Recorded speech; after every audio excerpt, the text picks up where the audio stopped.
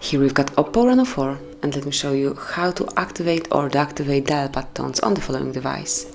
So at first, if you open your phone dialer, you can check if it's working. As you can see now, the sound is active. You can smoothly delete it.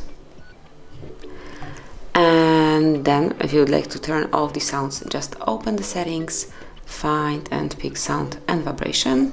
Here you should go a bit lower, and when you see dial pad tone, just unmark it. Once the indicator is not active, the sound will be muted. As you can hear now, there is nothing. And that's it, that will be all.